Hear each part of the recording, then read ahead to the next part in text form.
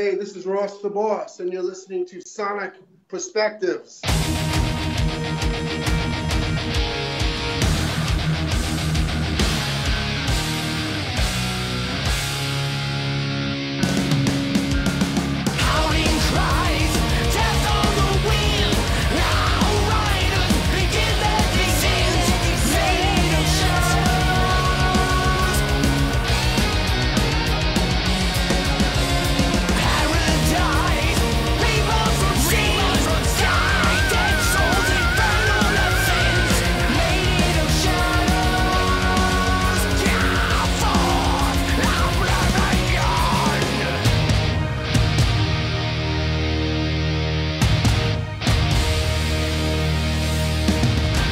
Hello everyone and welcome to another interview of Sonic Perspectives. I'm Rodrigo Altaf and today I'll be talking to Ross the Boss.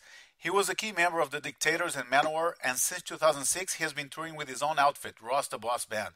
Ross, how are you doing today, man? I'm fine, Rodrigo. Great to speak to you. Yeah, likewise. Let's talk about the new album, Born on Fire, which was released one day ago, fresh out of the oven.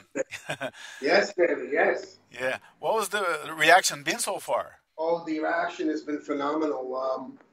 We knew we had a great record, but the reaction so far, especially from the press, from the reviews, from the fans, so far so good. Yeah, after all this time in the business, do you still read reviews and do you still get excited on release day or not so much? Well, you know what?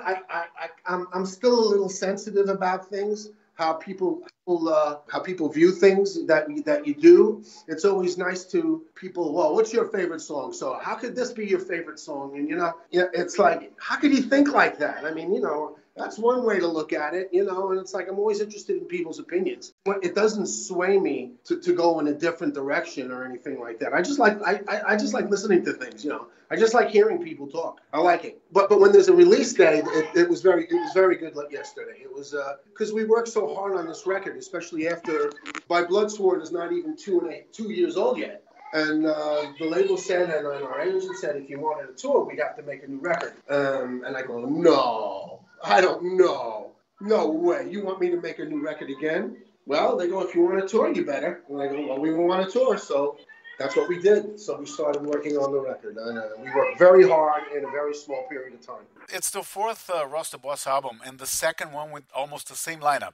What can you tell us about the writing process of the album compared to the previous ones? Excellent question. Well, the last time I had a bunch of songs, most of the songs written, because we hadn't done a record in a while, so I've accrued a lot of ideas. This time, since it was such a short turnaround between records, I didn't have a lot of ideas.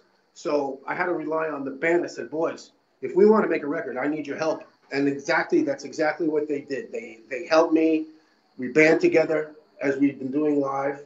We've been killing audiences for the past 3 years with the same lineup. Steve Bolognese on drums, Mark Lopes, lead singer, Mike LePond on bass. So Mike had songs, Mark had songs. My friend Stu Marshall from Death Dealer contributed a song, and I had the rest of the songs. So we were able to put together these 12 amazing songs. And we did it. We didn't do it in the rehearsal room. We did it through demos. I'm sure I'll never do another record like a rehearsal room record again. No way. I'm going to do it like I just did. I guess having toured together and gelled on the road helped you guys with the writing process to some extent, would you say? Yes, I would say that. It bonded us. We were through the trenches together. Giant gigs, small gigs, lots of traveling, plane flights, a lot of stress to put us through, the ringer. But we've always come out great live. I mean, the band is fantastic. And it really helped in the songwriting. It strengthened us, and it made us working with each other a lot easier. The trust level was huge. I see. And I think aside from the strength of the songs, the mix had a key role on how great this album turned out. The production is clear, but also has that crispy element to it, right? It's a classic, but also modern. How did you reach that balance? Well, we decided that we wanted a more modern sound to us while retaining my old school traditions that have to be, that people have come to expect and love out of me and us. So we got Sieb Lieberman from Orden Orgain in Germany, a very, very super great mixer, an upcoming, he's just as good as Andy Sneap. that kind of stuff. Wow. So we wanted something that would be something that's sonically great, and he was able to do it. At the same time, our great engineer CJ Socha, our sounds our sounds that we recorded were fantastic. My guitar sound right off the boot, the bass sound, the drum sounds were all great to begin with, and he just enhanced it. It was like pouring the whipped cream on top. It was amazing. Nice. Nice metaphor right there. Yeah. I think everybody has listened to the album already, but let's talk about the first two songs that were revealed, Denied by the Cross and Maiden of Shadows. Two songs that carry your identity on their sleeves, right? Yeah. Well, Denied by the Cross is about Dracula, the first 15 minutes of Bram Stoker Dracula. Oh, okay. And that's all that anti-church shit in it. It's Mark and his fertile imagination. I think the riff is crushing. I think it's just it's a heavier direction for the band. My guitar sound is much darker, much more brutal. The bass sound, you can hear it. It's just, and Steve Bolin is just locked in like you wouldn't believe. What an amazing drum performances he turned in. And also at the same time, it being brutal, the hooks, the heavy metal hooks and hits are that I told Mark we have to have. I said, don't turn in a song without a hook or a hit in it. I want hooks in every single song. I don't care how heavy it is. And that's what he did. So we were able to do that as well. And then Maiden of Shadows, that's the song that Stu Marshall gave me. So, I think that, nothing, you can't say anything about that one. The orchestration was done by Mr. Romeo of Symphony X. Oh, wow. And, he did a phenomenal job on it. Everyone did a great job on the stuff. It's not so often, it was so easy to do. And once the songs were in place, I just can't believe how great it all came out. When we heard the final product, we just shook our heads and go, whoa. Wow. Yeah. Holy shit. Yeah, you do have something special in your hands this time. And I think funny you say about the hooks, because it's a great sing-along album, in my opinion. I haven't heard that many hooks since probably Judas Priest's Firepower. That's now 2 years old. That's excellent. That's what I wanted. I demanded that out of Mark, and he produced it. He delivered. Every song, if you look at it, every song on the record is a hook. I find heavy metal without a hook in it, it's useless. I'm hearing songs that it's just one song blurs into another, and I'm going, I cannot have that. I cannot have that on my record. There is no way I will tolerate that on my record. So we did it, and I'm so proud of Mark for doing it. And he just worked his ass off, and he delivered. What can I say? He's a man of many voices as well. He is. I'm curious, how did you get to know him and invite him to your band? I find that there's many people that can sing, but he has something different in his delivery. There's character and personality in it. Don't you think? He has something special in his voice. He does. I had another version of the Ross the Boss band that was playing Keep It True and doing a whole bunch of shows. Everyone loved it when we did it.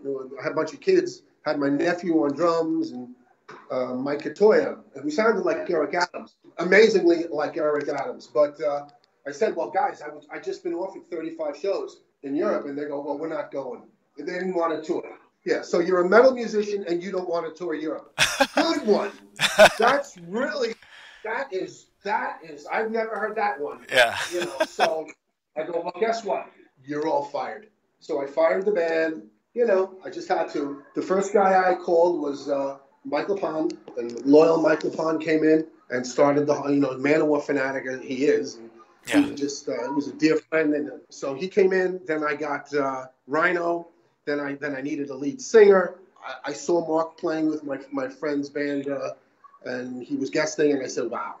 One of my friends was poking me in the shoulders, and I was poking him. I go, look at this guy. It's like, when you see something that you really, it's like, so I said, I got my singer.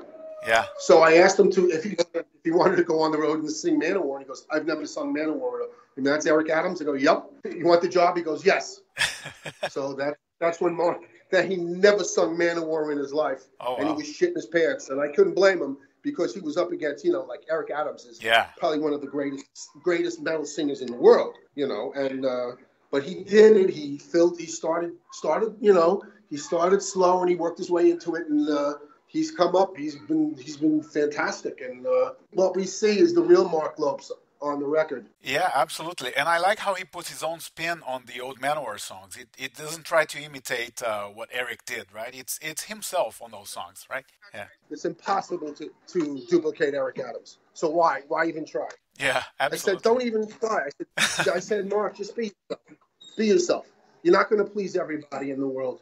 You're not going to please everybody. Just be yourself. Do what you got to do. It's worked out. I go, people know you're not Eric Adams. There's only one Eric Adams, And I must talk about the song I Am the Sword, which has that scream from Mark at the end. Impressive one. Yeah. Yeah. Were you in the studio when he did that scream, or what was your reaction when you first heard it? Mark does all his vocals up at his house. Oh, okay. In Boston and Los Angeles, so he flies all the vocal tracks are flown in. But that scream, that is a fucking blood curdling scream if I ever heard it. Yeah. Like, wow, holy smoke! Yeah.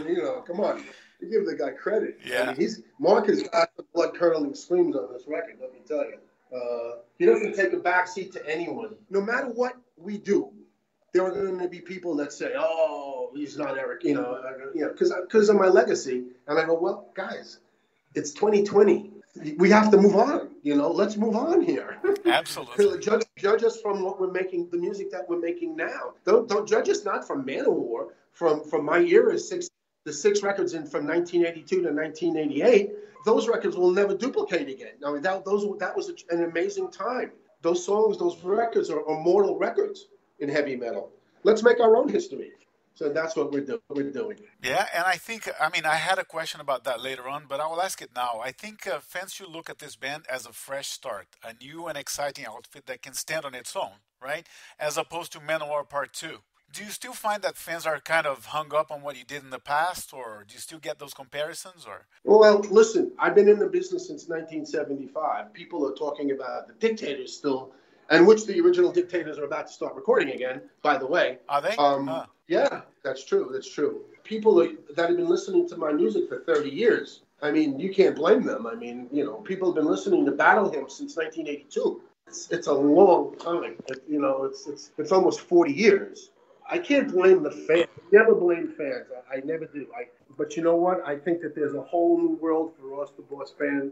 People are really accepting the new music, and they're digging it. It's fucking heavy as fuck, and it's aggressive, and it's nothing old about it. And, I'm still pretty decent on the guitar. You are. And, Yeah. I come up with it. I occasionally get lucky. No, if it's a group experience now. Yeah. And that's the way it should be. Right. No ego trip guitar playing out of me, ever. And I have never done that, I'm not like the kind of guy that stands on one side of the stage and the rest of the band stands on the other, like someone we know. Oh, yes. Immediately came to my mind. Yeah. I'm like Bizarro that. I'm like exact opposite of that. Yeah. I've been a team player all my life, and that's where the power comes from. If you can't trust your band, then you ain't shit, man. My band, I'll stake my band against any band in the world. Great statement right there. Tell me about Demon Holiday, which I guess is about a vacation gone wrong. Was that based on your personal experience or not? No, that's probably one of Mark's. See, when it comes down to the lyrics, you're gonna have to ask him. Okay. So I think I'm setting up an interview with you because he wrote his lyrics. He writes his own lyrics, and obviously Demon's Holiday. You can imagine like you go to a resort and it's like you're wondering how fucked up this place is, but it's like full. It's like in the halls, it's like full of all these demons and like spirits. And can you imagine? I mean, there's so many ways you can think of it. You're going on the vacation from hell. Right, I see. I've seen that so many times, man. Tell me about it. Right, yeah. Yeah. We do that all the time anyway. Yeah, with your flights and everything on the tours and all that. Right? Yeah. People spend money on that bullshit anyway, all the time. So. Yeah. Tell us about the songs that Mike Lepone brought to the table. I know he came up with Fight the Fight, for example, right? Right. Yeah. Mike came up with Fight the Fight and Glory to the Slain. Two amazing records, two amazing songs. Fight the Fight, I think, could be a super smash hit single. It has that hate breed kind of like that groove on it. It's just a sick hook. Mark, of course, came up with the fight the fight. The chant is amazing. I could see 20,000 people singing that easily. Glory to the Slain is just it kind of that's kind of like a Motorhead banger. Oh yeah, yeah. Now that you mention it, yeah. Yeah, something like that. But yet, you still it still repeats. The chorus will still repeat on you. So And funny that you mentioned Mike Romeo, because to me, Mike LePond's involvement was a bit of a revelation in recent years, because we all see him in this neoclassical proggy vibe with Symphony X. All of a sudden he has this Silent Assassins band, and now he joined your band. I don't think any fan of Symphony X realize how much he's into metal, like the old school metal, right? He's not only into that, he's in a band called Dead Risen on AFM. Mike will play on anyone's record if there's a paycheck, and I can't blame him. In these days of the music business, I can't blame him. Mike wants to play bass for a living, and he is. So all power to him. He can play on 1,000 people's records. He should, because he's the best. Yeah. So good for him. Yeah. Good for fucking Mike LePond. Absolutely, absolutely. Tell us about the album cover, which is amazing, by the way. I'd love to see that on a vinyl cover. Well, yeah, we have it. The vinyl is out.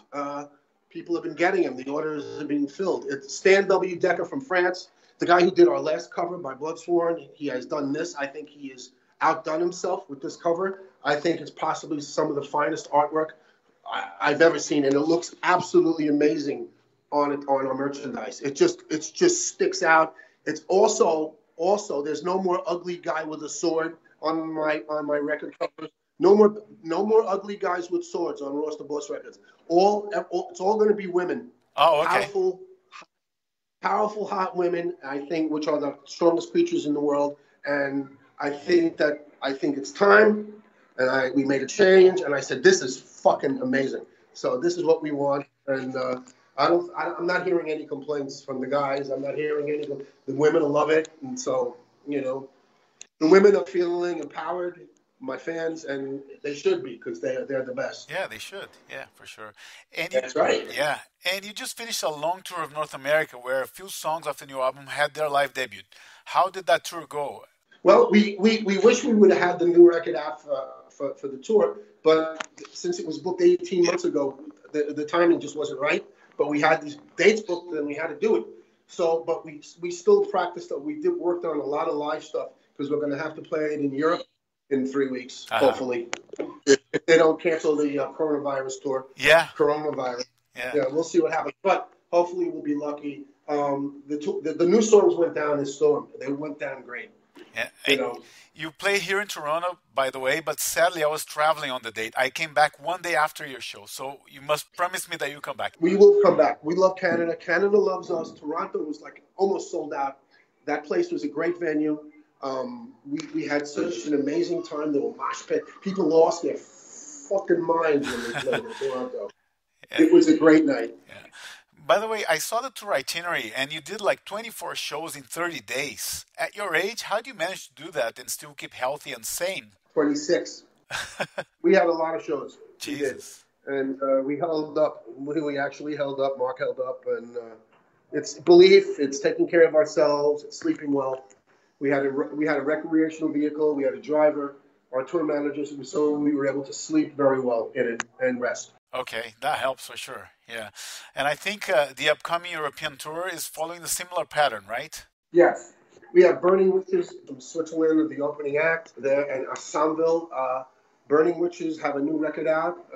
They're going to be on tour. So we're going to have 5 hot chicks on our bus. And the Maniacs, Assemble, and us. So what could possibly go wrong on that bus, right? I wouldn't know. So, yeah. Yeah. Really excited. Yeah. And I mean, some of the songs you wrote or you write have those twin harmonies on guitar. What is your trick to do that live, since it's only you on guitar in the band? Play louder. Play louder. Good point. Right. And now that you have 4 albums of material under your belt, can we expect the set list to have more of your solo material and less Manowar songs? How do you plan to balance that? I'm probably going to have to do just the new record and the Manowar stuff. Okay. one of the things I felt while listening to the album is that metal still has some new things to explore and new things to say. As someone who was there since pretty much the genesis of speed metal, to what do you credit such a staying power? I mean, you still get new and exciting bands bringing new stuff to the fore, right? Yes, there are new bands doing good things. Heavy metal is alive. Heavy metal is great. Heavy metal is gaining in popularity. Bands from all over the world are playing. Fans show up at shows. Fans buy the products. Fans are buying the T-shirts because they know they have to support the band. Yeah. And what can I say? I mean, the fans are the best, and they without them we couldn't do it. So. Back in the days of Manowar, there was all this talk about death to false metal, out with posers, etc. How do you think that translates today? Is there still room for that rivalry kind of thing? I mean, who plays false metal nowadays? Nah, I think that's over. I think the death of false metal thing was good when it started, but now I think it doesn't really hold water anywhere. Right. And you've been through a lot of changes in the music business, right? New trends coming and going, like glam rock, grunge, new metal, that sort of thing. What would you say was the toughest phase to survive in the business? Well, the worst decade was the 90s, and that's why I had my son. My son was born in 91, so I kind of like, aside from the Dictators touring a lot in Europe, that was I kind of missed that decade. Right. Changing the subject a little bit, if you had to choose your absolute best moment on stage, a concert that you remember until your last breath, which one would that be? Well, in 17, we did Wacken, and I was given the Ambassador Heavy Metal Hall Heavy Metal Award on stage in front of 90,000 people. Oh, wow. That was pretty good. That was pretty good. I ain't going to forget that in a while. It's been a long time. Wow. And speaking of great moments, I think you'll forever be known as the guy who brought KK Downing out of retirement when he played with you last year at Bloodstock UK, right? After 10 years of leaving Priest. How did that happen? Well, my friend from England was friends with him, and I said, we're playing Bloodstock. He goes, oh, I know KK. He just said that. I said, well, why don't you bring KK for a beer or something? And then it got from a beer to how about why can't you ask him to come if he wants to jam? And that's what started it. And then he agreed to it. And we practiced 2 days at the steel mill, and then we did the show, and it was amazing. So everyone loved it. So awesome, man. I should thank you for that, because now he has a new band, and I bet it's going to sound amazing. I hope so. Yeah. Yeah, I think so. Yeah. I'm glad for him. That's good. I mean, and let's finish off with a message to the fans who want to hear the new album and see you play live this year. Okay, this is Ross the Boss. Listen, come out and see the Ross the Boss band. Come out and let us melt your faces with our new wonderful music off Born of Fire. I'm telling you, you will not lose. Come out and see the band, and you'll have a great time with us. Ross, thank you so much for the interview, man, and for flying the metal flag high. All the best with the new release. You got it. Thanks, man. Thank you. For our listeners out there, thank you for sticking around. Please show your support by following us on Twitter and Facebook and subscribing to our YouTube channel. This interview is available also on iTunes, Stitcher, Google Podcast, and iHeartRadio. We're going to leave you now with the kick-ass song Denied by the Cross from the latest Ross the Boss album, Born of Fire. Take care and rock on.